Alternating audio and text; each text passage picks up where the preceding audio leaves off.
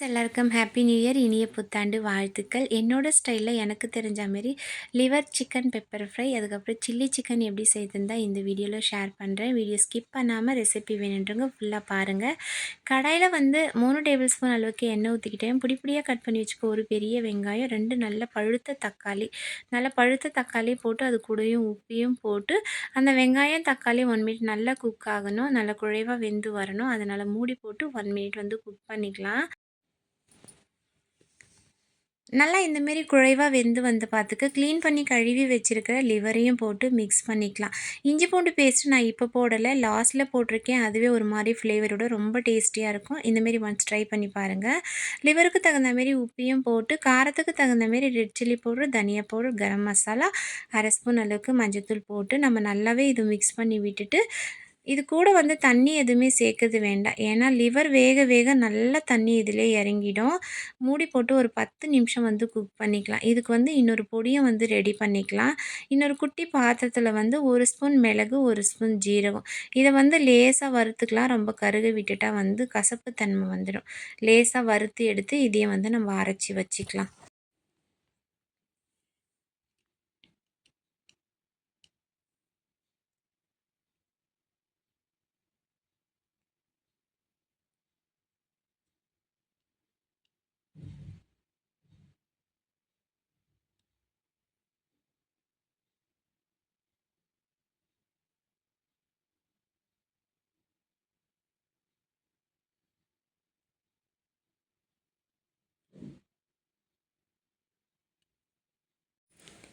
Almost வெந்து வந்துடுச்சு. இப்போ வந்து ஒரு 1/2 ஸ்பூன் அளவுக்கு இஞ்சி பூண்டு பேஸ்ட் போட்டுட்டு 1 மினிட் அந்த பச்சை வாசனை போகிற அளவுக்கு குக் பண்ணிக்கிட்டு, நம்ம அரைச்சிருக்கிற இந்த பொடியை வந்து போட்டுக்கலாம். மிளகுத்தூள் இது போட்டு டக்குன்னு உடனே ஆஃப் பண்ணி இறக்கலாம். ரொம்ப நேரம் விட்டுட்டுனா நம்மளுக்கு கசப்பு தன்மை வந்துடும்.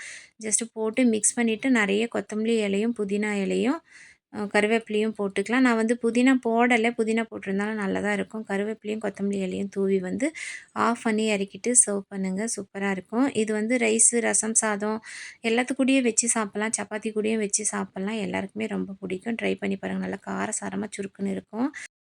இன்னொரு டிஷ்ஷு சில்லி சிக்கன் எப்படி செய்யுதுன்னு பார்க்கலாம். 2 பெரிய வெங்காயம், 10 பச்சை மிளகாய் போட்டுக்கிட்டு, இதுக்கு மெயின் வந்து பச்சை மிளகாய் தான்.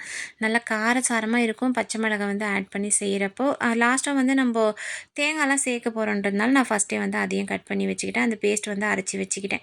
கடாயில் 2 டேபிள் ஸ்பூன் அளவுக்கு எண்ணெய் ஊற்றிக்கிட்டேன். 1/2 டேபிள் ஸ்பூன் அளவுக்கு ஜீரகம், 1 ஸ்பூன் அளவுக்கு இஞ்சி பூண்டு பேஸ்ட்டு, ஒரு கைப்பிடி அளவுக்கு கருவேப்பிலையும் போட்டுக்கிட்டேன். கருவேப்பிலை கொஞ்சம் நல்லா நிறைய போட்டுக்கிட்டேன். நல்லா பச்சை கலராக வரணும்னு சொல்லிட்டு அரைச்சிருக்கிற அந்த விழுதியும் போட்டு மஞ்சத்தூள், கொஞ்சமாக உப்பும் போட்டு நல்லா பச்சை வாசனை வர அளவுக்கு மிக்ஸ் பண்ணி விட்டுக்கலாம்.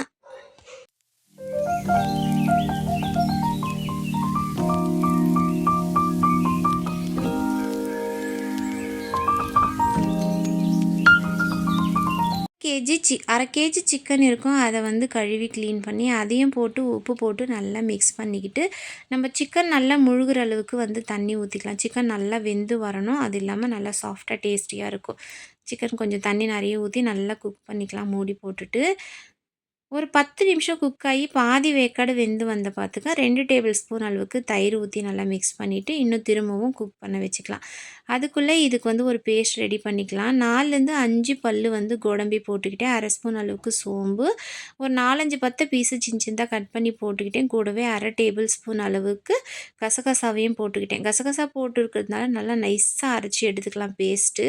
ஏன்னா அது ரொம்ப சின்னதுன்றதுனால கொஞ்சம் லேட் ஆகும். நைஸாக அரைச்சி எடுத்து இப்போ வந்து இதையும் போட்டு மிக்ஸ் பண்ணி விட்டுட்டு ஒரு 10 மினிட்ஸ் வந்து கொதிக்க விட்டால் போதும். நம்மளுக்கு சூப்பராக ஒரு சில்லி சிக்கன் கிரேவி வந்து ரெடி ஆகிடும்.